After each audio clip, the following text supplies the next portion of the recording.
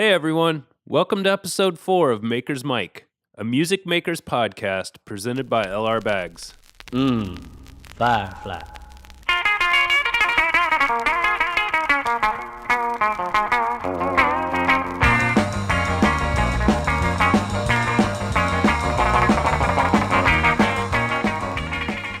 If you haven't noticed yet, we're trying something a little different today. When we created this podcast, we wanted to explore the many different sides of making music and what all goes into it. Our guest today is David McClister. David's a photographer, and you might think that would make him a pretty unconventional guest for our show, but when you see his body of work, you'll understand why I asked him to join us today.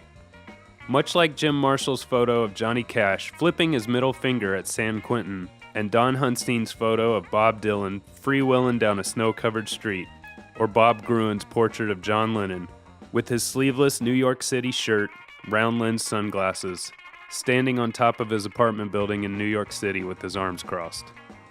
David's lens has also captured some of music's biggest names, both past and present, and his portfolio is stocked full of iconic images that will live throughout history and define the music of our generation.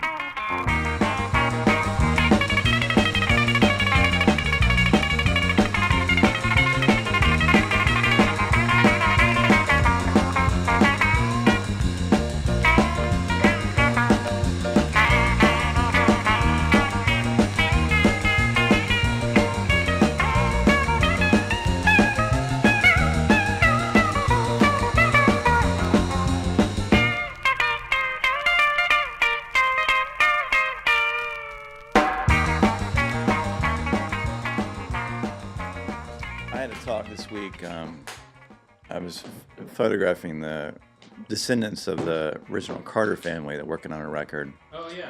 And I was talking to Dale Jett. And Dale, we were talking about, he has an amazing old, it's a 38 Martin, I think is what he was playing that day. And it had a great patina to it. And I was just asking him about it. And we started talking about guitars in general, about, to me, it would be so great if, like a card title, a guitar had a title, so you could trace the history of where that guitar had been. Yeah. Because there's no telling who has played some of these old vintage guitars that you see, the old Martins and Gibsons. Martin's great about, at least you can, their records, at least you can go back and find out where it was originally shipped. Yeah. The Carter family, I guess originally Maybelle played a Stella. And in 28, I think she bought, may have bought her first, I think it was her first Martin. She ordered it. We were trying to figure out where she might have ordered it. My uncle, Cecil Mccluster, lived in Bristol, Tennessee.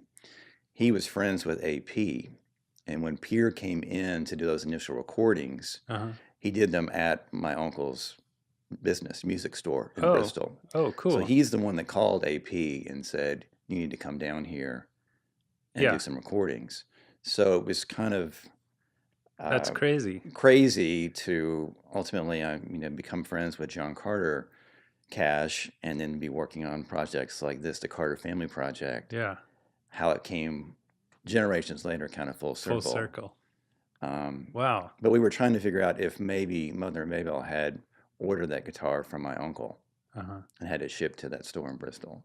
Yeah. Because there were only 2 music stores in Bristol at that time, I think.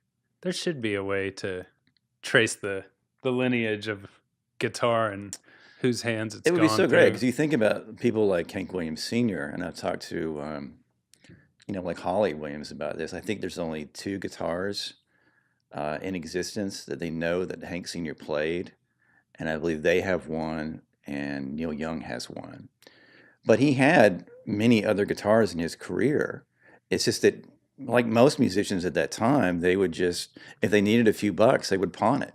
Yeah. They would trade it. It was no big deal. It was just, it wasn't that essential to them or their sound. They weren't that attached to any instrument. Right. It was just something they played, something they did. So there's people out there who are playing Hank Williams Sr. guitar and don't realize they have that guitar. Or they and just we'll have never it know. Hanging up on their wall. Yeah, exactly. And we'll never know. They're out there. Yeah. We just can't know. Yeah. I guess that's kind of cool. That is kind of cool. So Did you grow up in Bristol, or where'd you No, I grow grew up? up actually in Knoxville. Okay. My father was from East Tennessee, obviously, and my mother was from North Dakota and then Oregon, All from the right. West Coast, a family of 8 Norwegians. And they met when my father was in the military on the West Coast Okay. and moved back to East Tennessee. And you were born there. I was And born on an Air Force base in Warner Robins, Georgia. My dad likes to remind me I was $8. did you move around a lot? No, not really. Okay. He was active duty during Vietnam, and then they moved back to East Tennessee once the war was over. Once he was discharged, and he went to school at ETSU and got Uh-huh. his master's, and then worked in Knoxville. Okay. What was your childhood like? Pretty normal, or? Yeah, I think so. Sports and girls, Uh-huh. Yeah. pretty much. Yeah. Spending all my time outside. Yeah. I mean, my father was, my parents were both really great about being very supportive about my interest in the arts. I mean, my father was the one who gave me my first camera. He bought me a Canon AE1 35 millimeter camera when I was in high school, and I still actually have it and still use it to this Cool. day on jobs. In fact, it's the one camera I keep with me in my car at all times, just Yeah. for random, when I see something, a moment, or something I want to shoot. So, I mean, that was great because it taught me at a very young age, way before digital, obviously, how to load a camera, how to get proper exposure, et cetera, et cetera. Right. I feel like those AE ones were like the standard, right, of the 35 millimeter cameras back in the day. Yeah, I mean, It I seems I like. still think it was, a big purchase to make for a first camera Yeah. for a kid who, I guess I was 14, 15, somewhere in there. I was a big skateboard rat, so I would photograph all my skateboarding friends since I was a lousy skater.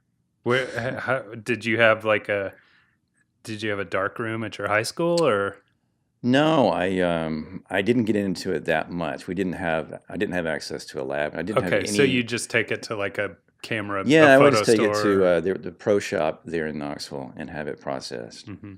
and have prints made. I didn't have any friends who were shooters or have access to a lab, so I wasn't, encouraged in that sense. My dad didn't shoot Yeah. either. He just knew I was into it. Uh-huh. So aside from photography, what other sort of interest? I started out. I went to UT in Knoxville, and that was sort of a fallback option. I wanted to go to University of Miami of Florida to go study filmmaking. I Yeah. wanted to be a filmmaker, and my dad had been down to UT Austin to lecture, and fell in love with Austin, and was really pushing me to go there. But I just turned 17 when I graduated high school, so I was young. I was really immature, and I think my parents. I was the oldest I have a younger sister as well. I think my parents were apprehensive about pushing me to go either place. So my dad kind of talked me into going to UT Knoxville for a year to start off with, and my grades were so poor after my first year, I spent the next 4 years trying to get them back up to a respectable level because I wasn't ready for college. Yeah. Who But is at that age? I mean, I was the same way. I had too much growing to do. Yeah. But I studied initially architecture and then got into advertising, and then I kind of fell into English and art history, and that's what I ultimately majored in. There was So, no filmmaking option at UT yeah. at that time, and there may have been a photography option, but again, I didn't have any role models for that. I didn't know anybody who was shooting, and didn't remember seeing any classes. I took art classes. Um, I remember I had a rude awakening as a freshman. I was lucky enough, my best friend and I got into the Art Honor Society in high school as freshmen. So we were in the AP art class from freshman, all 4 years in high school. And so I got to UT and I remember my freshman year, I took a drawing class. I remember, it might have been the first day we're sketching something. I don't know what he had us drawing, probably, a human figure. And so we take a break and we're walking around the room and I'm looking at everybody else's work. And I realized right then I was never going to be drawing any graphic novels. I was by far the worst artist in the room, that I needed to be looking at something else. And so After graduating, what would you do? I worked on movies. I made a film. I made a feature film that took me several years to make. I took it to Sundance, and I worked on a lot of different films.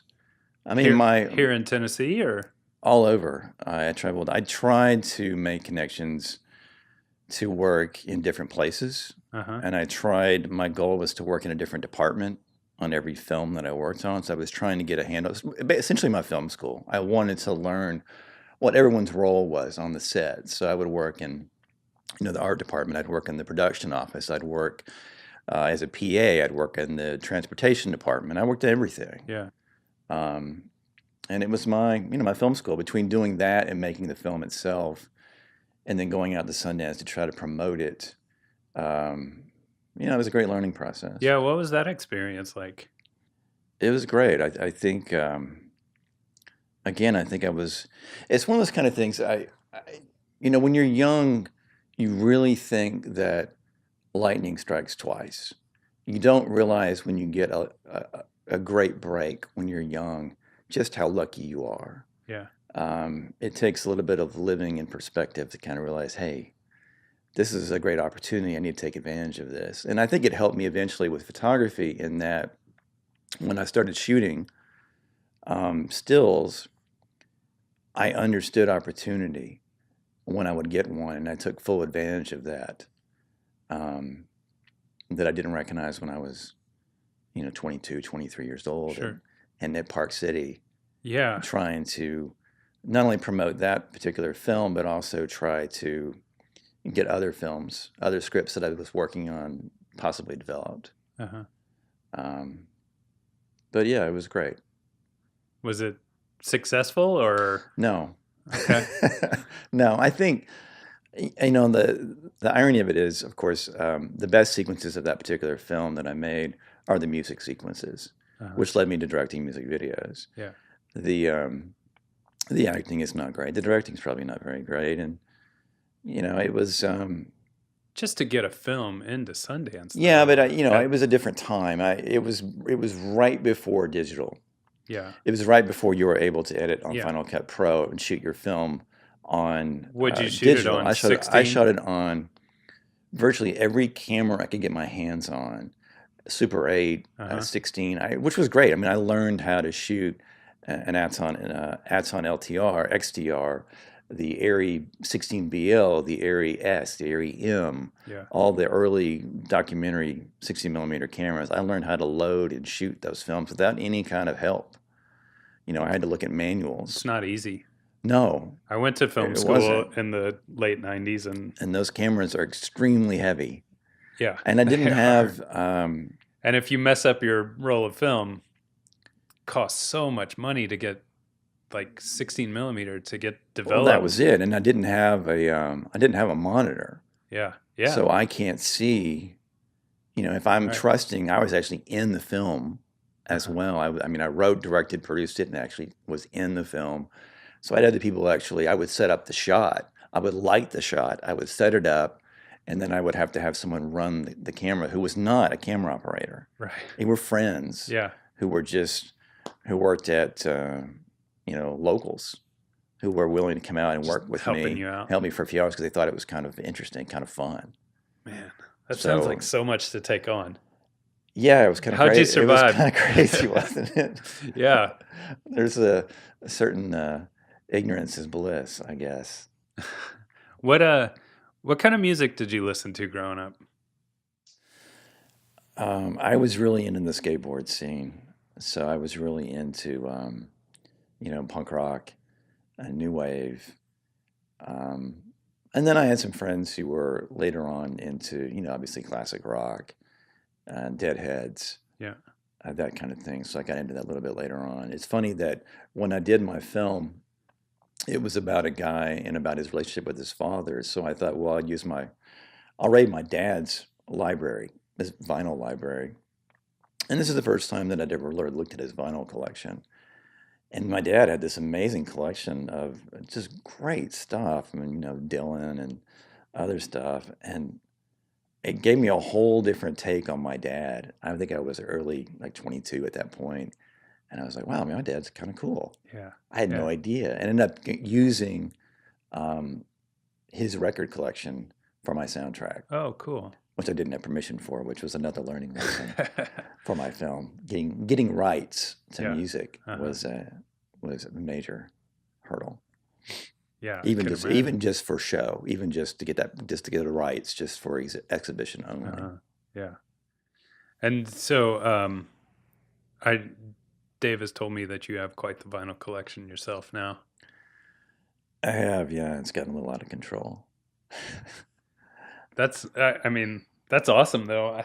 I have a very small collection, but like I said, I go to a lot of thrift stores and flea markets and antique malls, and my wife and I have traveled across the United States and back. Her parents live out in California, and so we've driven out there and back and taken like 5 weeks to do it, Right. and camping, and Right. we've been pretty much to every state, and we always stop. She loves to do it as well, so it's something we do together, and I always look for old vinyl. And I never like to pay more than like $5 for a record. That's kind of that's the game for me. So, when I started, I guess I had a similar approach. When I started, probably only like 2 years ago, I raided my dad's old record player that he had got when he was in the military in Germany, and it was a setup that he had given me when I was went off to college, actually. So I had a great sound system. I worked at a record store all through college too. So I was collecting vinyl then and playing it on his hand-me-down system. Anyway, I put it in storage and I pulled it out 2 years ago and just started playing records again, and it sounded amazing. His speakers still sounded great, even though they've been up in my attic for 20 years. And yeah, I could have gone out and bought everything that I wanted, but it sort of defeated the purpose of it to me. I was like, I love to pick. I love the hunt. I love that anticipation. Yeah. Much like on a shoot day, you never know what's going to happen. Yeah. And it's the same when I go pick a sale someplace. I don't know what I'm going to find. So there's that anxiety, those butterflies. I even get that when I go pick, which is kind of crazy. But I just figured, eventually, I love the thrill of the hunt so much that I'm going to find everything that I want eventually. If I'm just patient, I will find every record that I'm looking for. Yeah. And probably only for a couple bucks. Right. If I'm just willing to take the time and take the energy to go out there and look for it, instead of going down to, a great record store and buying at full retail price. Yeah. And so, 2 years later, I picked so much that I think I have everything pretty much that I'm aware of that I want. There's always going to be things that I wasn't aware of that I'll see. What are some of your gems? I don't know.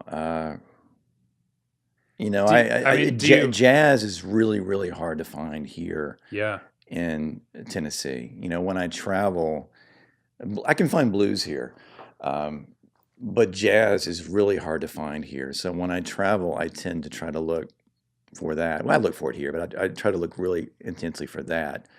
And the other day I went to a sale looking for something else, actually, that I'd seen advertised. And there was a small box of records stuck underneath the table, and I flipped through it, and there was a Chet Baker original pressing that I didn't have that I'd been looking for. And even though the jacket itself had splits, it was not in great shape. The record actually was, VG plus. It was really good shape. Yeah. And so I snagged that for $2, which was really exciting to find a Chet Baker here. Yeah. There was nothing else in there that was worthwhile. But I don't know. The thrill of me too is, I went to a sale. We have a place in northern New Mexico. My wife and I are renovating, and so we're out there quite a bit working on it. And I was just out there recently, and I had driven up to Denver to fly back here for a job. And I was driving back to our place from Denver, and I happened to see a sale on the side of the road, literally in the middle of nowhere. It was a small town in southern Colorado, way off the beaten path. I was driving back through the mountains, and I thought, well, I'll stop. I needed a break anyway. And I walk into this guy's garage, and he had stacks and stacks of vinyl. And it turns out he lives in California. He grew up there, and he'd been overseas for 3 decades teaching. It was, and I mean, he had an incredible classical collection, but he also had an incredible jazz collection. It was tons of, Miles Davis, Art Blakey. I mean, just an incredible collection of stuff for $1 a piece. Wow. And it was all predominantly in really, really great shape. And I think I bought like 60 records Yeah. from him, and we talked forever, and he has more. So I'm going to go back and buy, hopefully from him again, when I go back later this year. That's cool. What started you in a career in photography? My wife.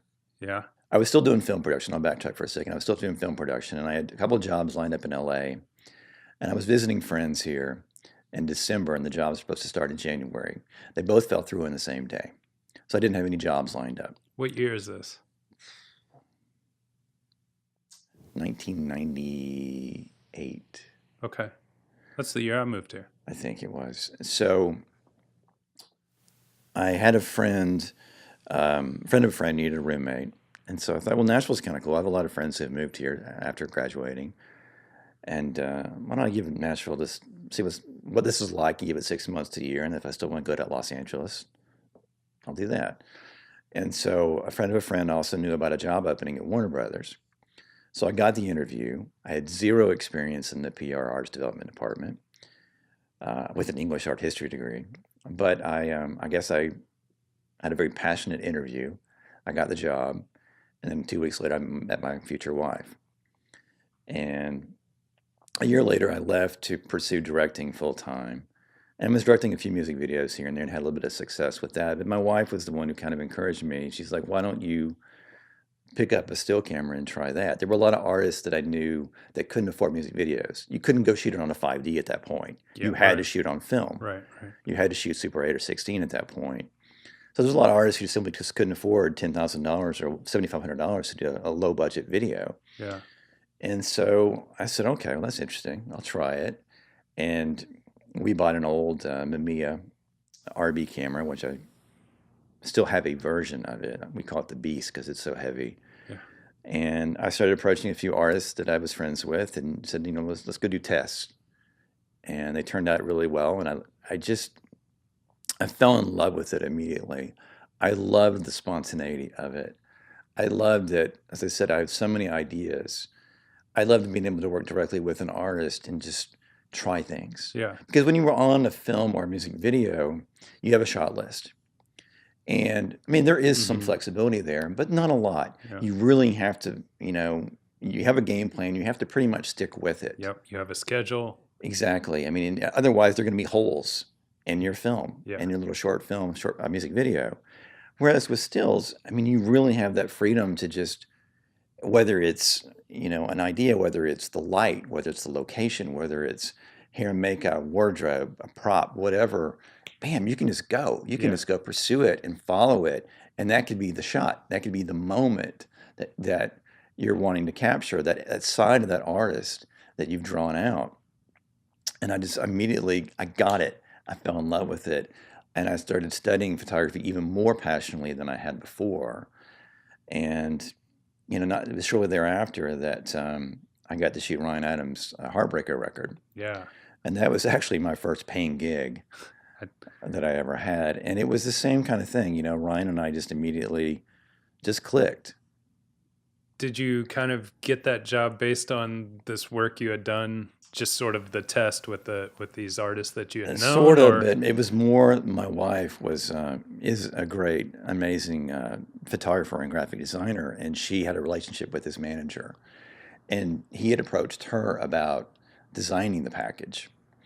And they were looking for a photographer.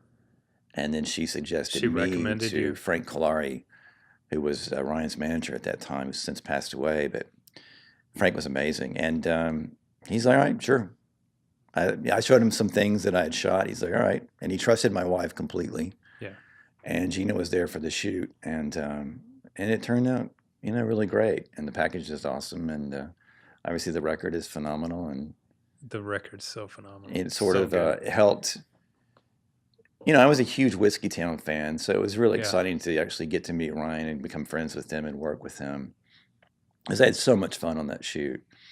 And then I went on the road with him thereafter, and in between Heartbreaker and what turned out to be Gold, his next record, and went on the road with him with a cheap little camera and photographed him, in the studio and on the road on his little acoustic tour, with just he and I and his tour manager. Yeah. At the time, the three of us touring around in this What a cool Lincoln Town car. What a cool first paying gig. I mean, yeah, it can't get any better.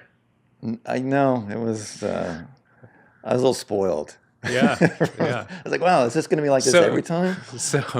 So earlier you had talked about being able to recognize opportunities and seize it. Did you feel like when you were working with Ryan that this was one of those kind of golden opportunities, and you, or were you just No, I think so. I mean, I think I told Gina. by that point? I told Gina. I really kind of pressed her to press Frank to let me do it.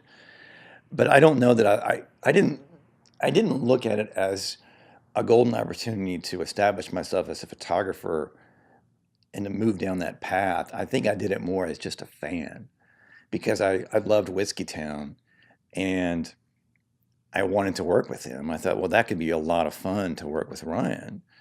And it was. And so I think I looked at it more in terms of that than as a business opportunity to start my career. Right. I was more conscious of that later on. Oh, really? Yeah. I think as I said earlier, I became friends with John Carter Cash. I got to photograph Johnny. And actually I photographed him the week after June died. That was the first time I'd actually met him. So I took the next to last photograph of him. Marty Stewart took the very last photograph of him, which is a great shot. And he was amazing. But I got to go out to the Cash Cabin a lot early on and document everything that was being recorded there, both just for John Carter and for some other record labels at the time. Indie labels like Dual Tone and Scott Robinson were great for me, give me opportunities early on. And, I got to photograph people like Christopherson and George Jones and Willie Nelson, people like that initially through going out there to help build my portfolio from early on. Okay. And I recognized, obviously, the opportunities that were in front of me there. Yeah. And the power of a camera. I want to go back real quick. Who were some of the artists that, like you, when you said you were first getting started and you would go out just kind of for fun, who were some of those? I worked with Swan Dive, which is Bill Demain's band at the time, and Bill's a phenomenal writer, both as a songwriter and as a journalist. My wife worked for his magazine. What is Performing Songwriter? Yeah. That's what it was called. Yeah.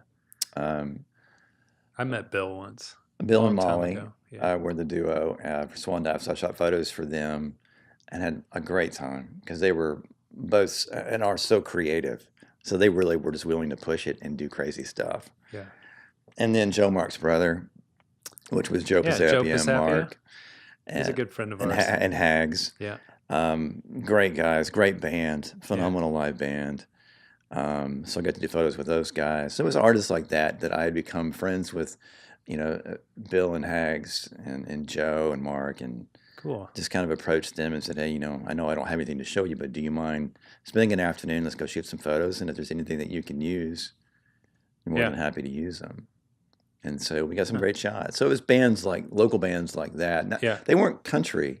Right. It was obviously, more pop. Yeah.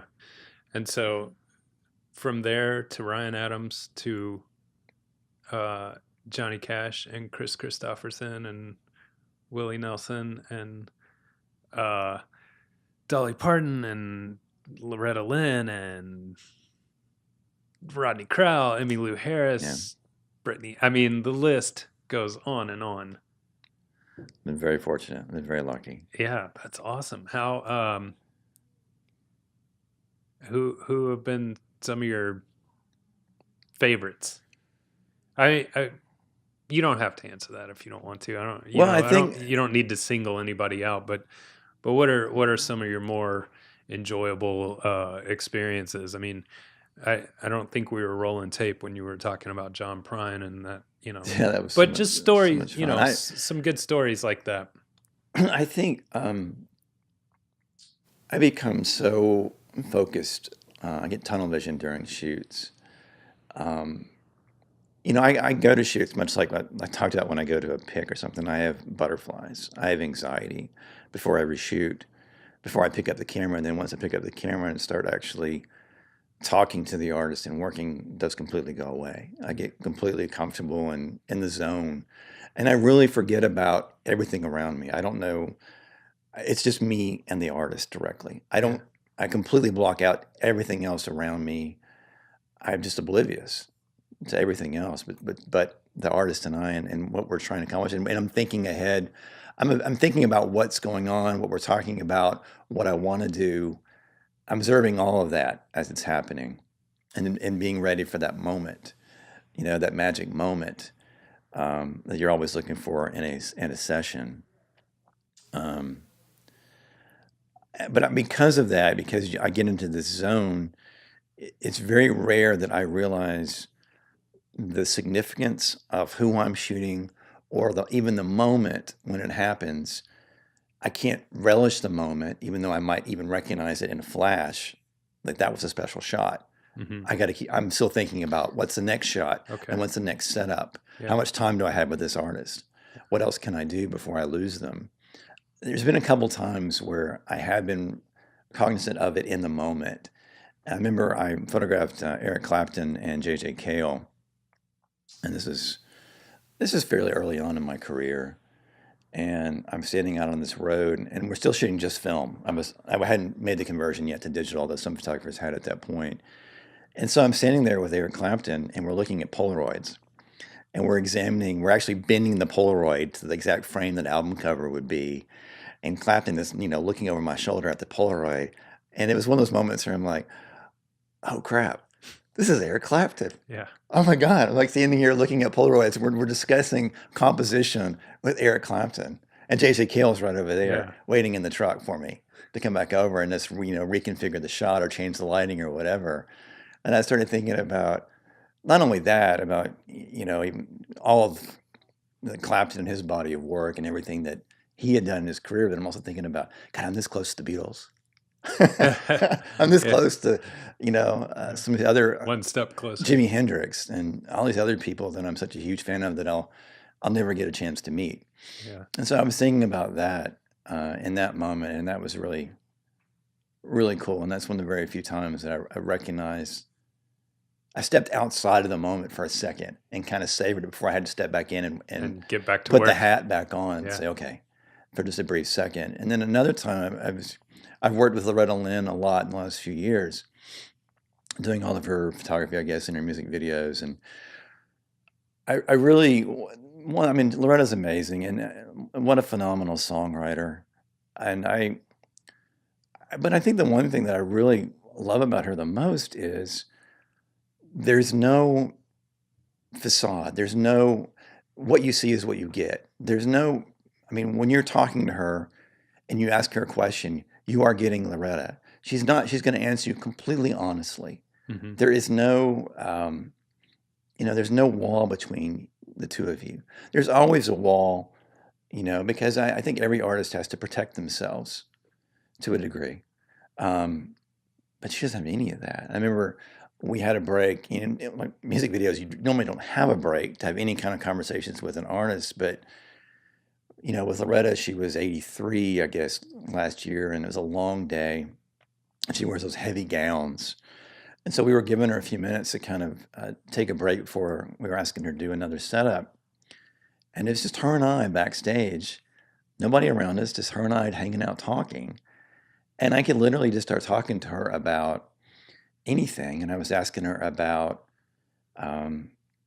whether her dad ever forgave Doolittle. I don't know why. I guess I just seen Coal Miner's Daughter. And she said, I don't think he ever did. Huh. And we started talking about that.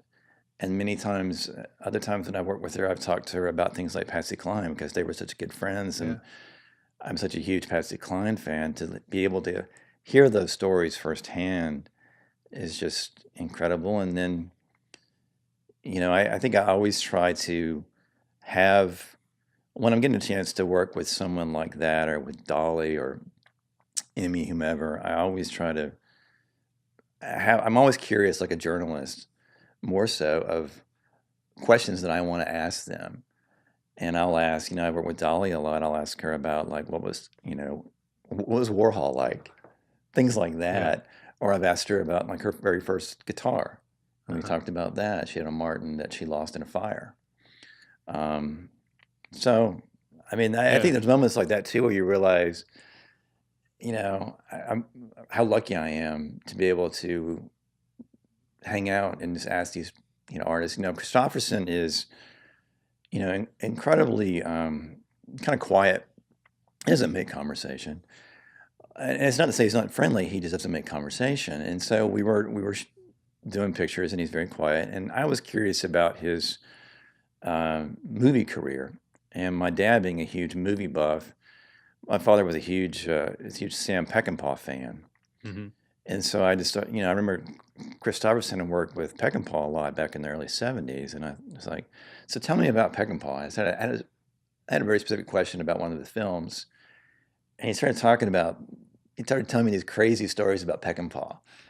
And I was like, wow, this is great. And then he just started rolling and was like talking and talking and talking. And then he started talking about John Sayles and Lone Star and what a great experience that was, and how much he was such a huge fan of John Sayles. And he was like, I would go anywhere, anytime for that guy. I had such a great experience working with him. So you just opened him up, and he just... Yeah, and we just started talking about films for half an hour. Yeah.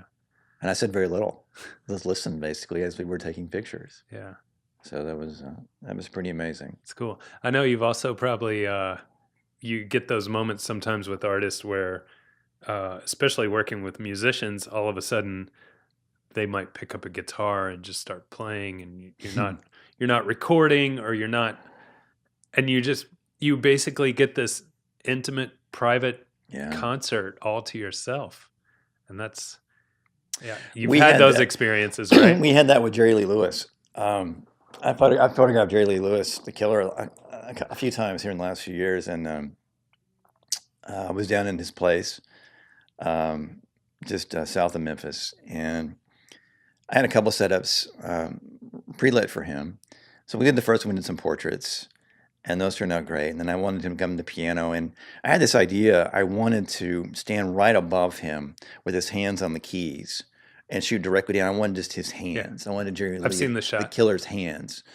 And, I explained the shot to him. I said, I'm going to probably stand, right above you, if that's cool. Don't freak out. He's like, all right, he got it. He's like, I think he kind of liked the idea of it.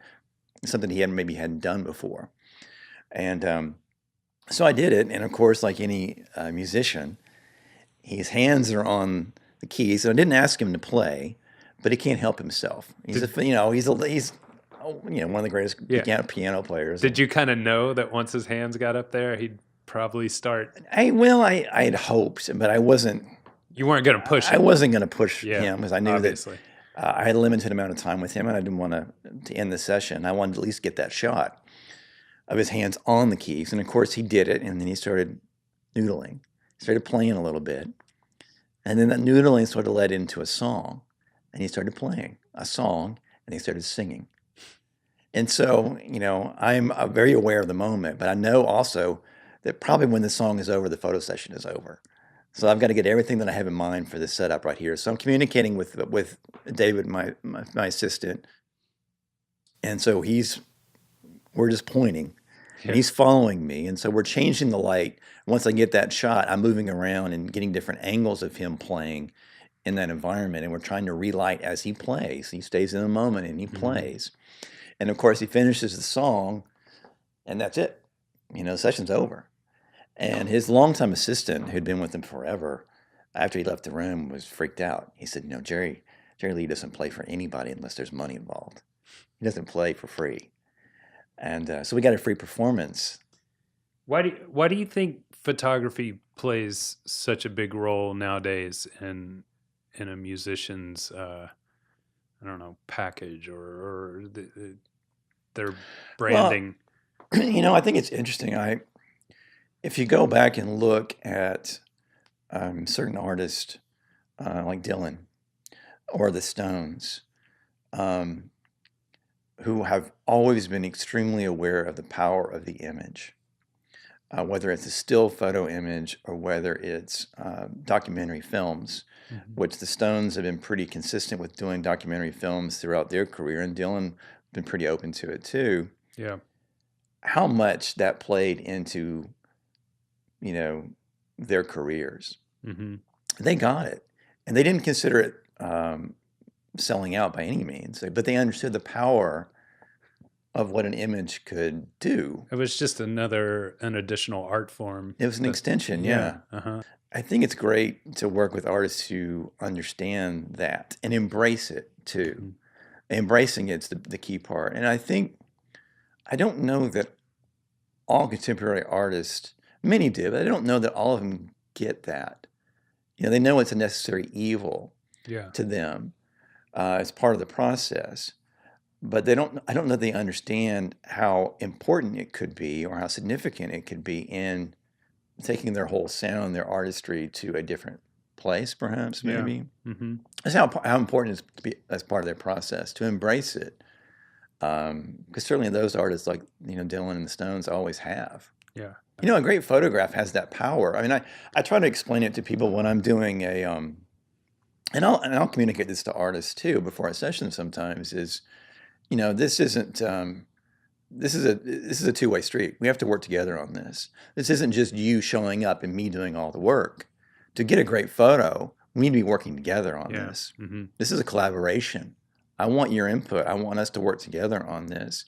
And that with the goal being, if this is for an editorial, for a newspaper, whatever, I want people when they're flipping through a magazine to stop on your photograph. I want there be something about that image that makes them stop and go, who's that? Yeah. Or what, I haven't seen a side of so-and-so like that before. But it's that whole goal of trying to get them to stop and not just do an average photo where you're just like, so many times you flip through a magazine and just say, well, there's a PR shot. There's a PR shot. Yeah. The idea of any PR shot should be one that stops you dead in your tracks. That is a shot that you want. And that's what should be submitted. That's what publicists and record labels should always be aiming for, is something that gets people's attention. There's so much out there now. We're so inundated on a daily basis with imagery, whether it's Instagram, Facebook, or whether it's just day to day, when you're out and about, you see so many images flooding through your system that your brain can only, handle so much. It's only going to retain so many of those images, very few. Otherwise, it's going to discard it. This isn't important. Move on, move on, move on. So you want to create something that makes your brain go, wait, what is that? And files it away instead of just immediately discards that visual. Yeah. I think one of your most, in my opinion, one of your most striking, and I'd even call it an iconic image, that photo you did of Sturgill for the Nashville scene, where he's got the denim shirt on. Right. Something about that photo, every time I see it, it does that thing. It stops me and it makes me look. And I mean, I know who he is. I've worked with him before, but that photo is just, it's really powerful. Thank you. Yeah. Thank you. That's, that's the goal. Yeah. That I aim for every time I go out, and that's what I want. And I mean, I could say that. I don't always achieve it. Yeah. Well, I was going to say I could say that lucky. about I've gotten lucky a few times. A lot of your photos. Your work's incredible, and but that one always hits me for some reason. Thanks. That photo shoot you did with him and Merle Haggard, right, out at Merle's. I think that was ranch. Merle's last shoot. Yeah, that's what I was going to ask you. I think so too. That was bucket list. Yeah, sure. That's cool. And to get to go out to his place. His place in Reading. Yeah, I was definitely on the short list of people I always wanted to work with. So that was for Garden Gun, and I've worked with those guys from the very beginning. And I think Marshall, who's the art director over there, I think he knew that. I may have mentioned it to him at some point, or maybe he just intuitively knew that that would be on my bucket list of people I wanted to work with. So we went out to his farm. I don't know if a farm or ranch. I guess it's more like a ranch than a farm. Yeah. In Northern California, and did that shoot, and that was pretty special. I think it was special too obviously for Sturgill, because they had met, but I don't know how much quality time he'd been able just to kind of hang and spend with Merle at that point. And basically, the photo shoot and the interview that he did with Matt Hendrickson was sort of an excuse, a great excuse, I think, for him just to hang with Merle. Those guys to just hang out. Yeah. And unfortunately, he passed away, I guess, 4 months later, maybe. I feel like it was quicker, but maybe not. Well, the shoot, I think, was done in like October. Oh, right, yeah. And then the article. And the article, I guess, came out in the first of the year, the following year, February, March, somewhere like that. Sturgill kind of went off on a little rant about that. He did. Yeah. And we don't have to get into it. No, I appreciate it, and I fully agree with him, actually, and everything he said. Yeah. Yeah, I did too. I want to nerd out with you just a little bit. All right. Do you have like a go-to camera and lens configuration, or? Yes and no. I think in many ways, I am like those musicians that we talked about at the beginning about. I'm not so fixated and enamored with a particular piece of gear. I have found that I can take a photo that I'm proud of with any camera in any situation, whether I'm by myself and I have no lights, whether I have a bigger budget and I have, my key assistants and all the lights and everything that I want. I just have kind of learned to be able to adapt in any situation and try to achieve what I see in my head. I mean, I still have that Canon 81 that my father gave me, and I still have the Mamiya RB. I never switched to, that's a pretty old primitive version of the Mamiya medium format, and they have the RZs after that. But I still love the beast. Yeah. I still love that camera. I love the lenses. I love the glass on that particular camera. Yeah. And I still shoot, Polaroid, expired Polaroid. Uh-huh. I have some Polaroid cameras that I'll pull out occasionally, depending on the creative for that particular job. It just depends. Every creative is different. And so I approach it that way. I don't shoot every job the same way. It'll be different gear combinations. It might be film, it might be all digital.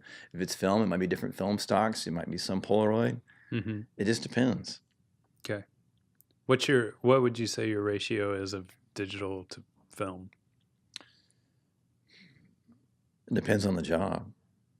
It's predominantly digital. I think it's you kind of let the job dictate every time. Pretty much and everything. And it's not only the creative; it's also sometimes the client. Mm-hmm. The client might dictate. If it's for a magazine, the lead time. I might not have time to shoot, process, and scan the film. Sure.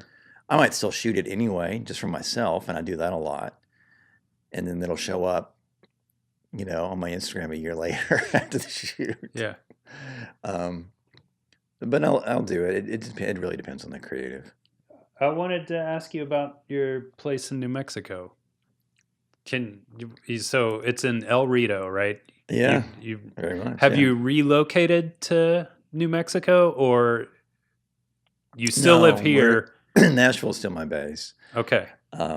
Will be my base for a long time. So this is like a vacation home? Well, it's an investment for the next stage of our lives, I guess, for my wife and I.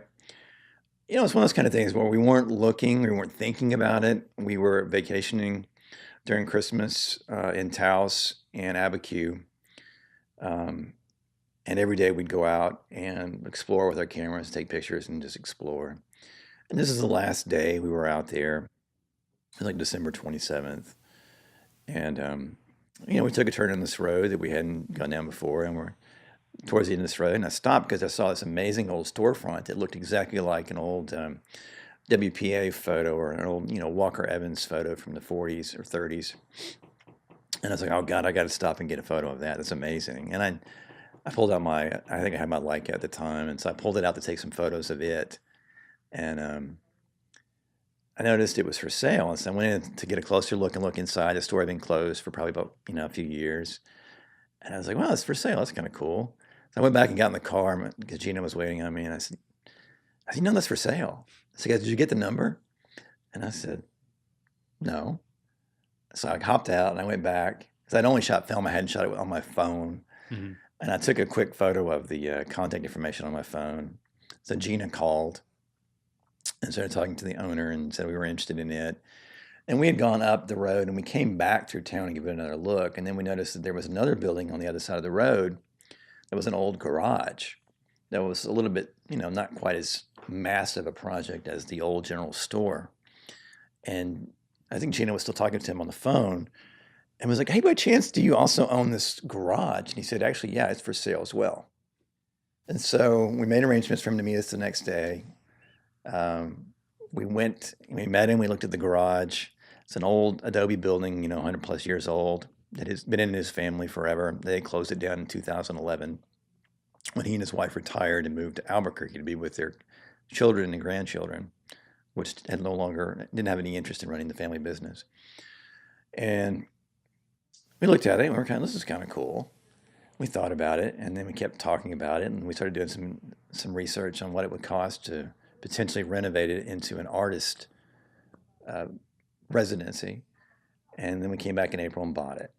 So not only are we, ultimately going to market it to artists to come and stay there for a week, 2 weeks, a month, whatever they want to do, but also for songwriters to come there and, record, work on demos, work on their writing. Yeah. You could do a record in there if you wanted, Right. a rough record downstairs. That will be hopefully on Airbnb and stuff next year. Yeah. And for certain people, we're only an hour from the Colorado border. Yeah. For certain people, yeah. That'll probably be in the literature as well. Just FYI, yeah, it's an hour from the Colorado border in case. Just hop up there. In case you have a gummy bear craving. Right. I want to kind of start wrapping it up, but Sure. I have 3 kind of fun questions that I like to ask. Okay. Can you give me some of your Deserted Island albums? Well, it would be, I don't know, it'd be jazz and blues, probably. Because that's stuff that I can listen to over and over again and enjoy. Yeah. So it might be Mingus. I don't know. I'm vague. Okay, that's fair. Is there a movie or a TV show that you've been thinking about lately? Oh, I'm in the Game of Thrones thing. Oh, yeah. I'm totally sucked in the Game of Thrones. Yeah. Finally, someone said that. I mean, I won't deny it. I'm just... the great thing is that... Me too, man. And that goes back to my assistant, David Johnson. We were going to a shoot somewhere, and we had a long drive. I think we had like a 4-hour drive, maybe more, each direction. And I hadn't watched it, and he'd been watching it. We always talk about TV shows and movies, typically, on our long drives, among other things. Yeah. And so basically, he gave me the synopsis of the first three seasons of Game of Thrones, and maybe 4, at least the first 3 seasons. And he did such a great job. I have yet to go back and watch the first 3 seasons. I was able to jump right in and be sucked in and know who everybody was and what their motives were from the get-go. Based on what he told you. Yeah, and I've been sucked in ever since. Yeah. It's just so perfectly done. And all those great battle scenes they've done, especially, I guess, the first time we saw the dragon was recently. And that episode, even though I have issues with certain parts of it, the battle scene itself, how it was written and directed and edited, is brilliant. Mm-hmm. Epic battle. Yeah. It was. And the show's so great. And Dave is also the one responsible. I've watched Game of Thrones since the very beginning, but Dave was the one who, I remember when it started, I had seen the trailer and I was like, but I was never a big Dungeons and Dragons guy. I was never a big Hobbit and Lord of the Rings guy. I just wasn't into like that type of fantasy, right. So that sort of was like, I don't know if I want to watch this Game of Thrones, dragons and whatever. But Dave, one day we were hanging out and he was like, we were over at my house. I remember it really well. And he was like, dude, let's just watch the first 10 minutes. If you're not hooked after that, just don't watch it. Right. And I was like, okay. Right. So we sat down, watched the entire first episode, and I was like, sold. I'm in. Yeah. Dave.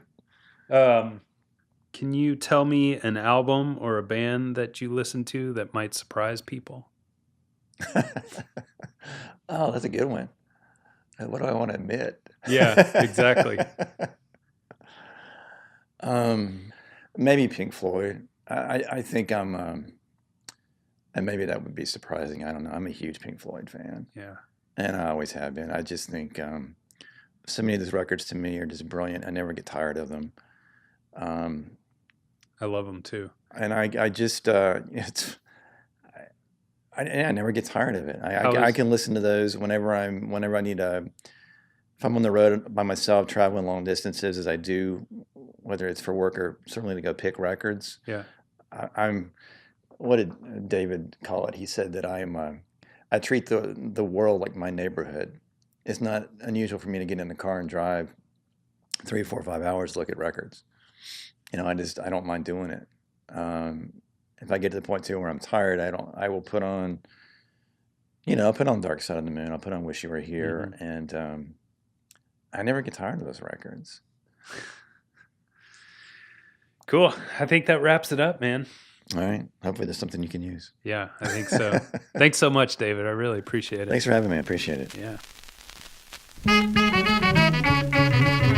Got rhythm all in my shoe. Soul from a shot in the blue. Well, come on, baby, come along with me. Get this little taste of soul. I say, get this little taste of soul. Well, that wraps it up for episode 4 of Maker's Mic. We'd like to thank our guest, David McClister, for joining us today. I highly encourage you to do your eyes a favor and check out David's website at davidmcclister.com. I'd also like to thank David for providing the intro and outro music for this episode. He dug through his stacks of 45s and unearthed these 2 obscure tunes.